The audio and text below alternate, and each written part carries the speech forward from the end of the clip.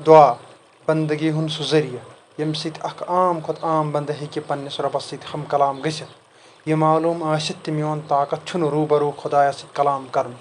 सु छु अकल त शऊर थोद मगर तम पत त बंदगी हंज इंतहा छ खुदायस निश पन अथ थोद तुलित पनुन वजूद झुकायित दुआ हिश तकरार करें दुआ कबूल करुन न करुन छु तस ताम बंद सज काम छ दुआ करन तो करन रोजुन यह ताल्लुक गछ न जह गसुन खत्म हदीसस मज आव वन दुआ ही छ इबादतुक मगज दुआ is sum up conclusion of whole अफरशिप अस फिक्र तारन खातिर कि दुआ हिच अहमियत क्या छ इंसान छु गाहे दुआ करन त्रावन तमिस छु बासन मियोन दुआ छु न गसन कबूल दुआ कबूल न गसनस मज क्या छ मशीयत यह छु रबसी पता अख वजह युस अस वन आव सु छु इंसानस पज पन्निस पानस तो पन्निस अयालस कोशिश करें रिज़्क़ हलाल ख्यावनाउन क्याजकि हराम लुकमस मज छ आसन खबर कतहन गरीबन तो मजबूरन हंज नाइंसाफी शामिल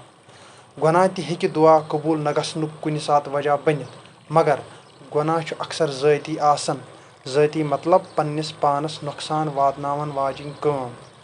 दुआ छु अनगट मज गाश येल न कह चीज छु बासन हिकमत अमली सान गसन सोरे छु जन अथ मन चलन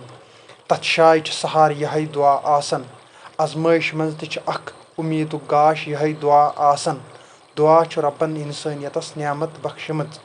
येल हर शाय फटित यवन येल हर शाय दक दल खेत यवन येल हर इंसान सिन तसलिया गसन येल दुनिया पनुन असल बुत हावन तम साथ छु बस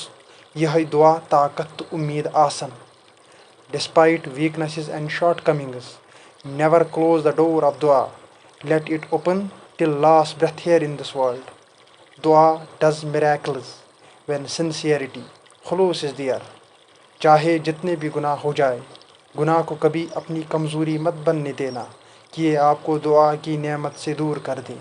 आप जो भी हो जैसे भी हो दुआ का दामन कभी मत छोड़ना।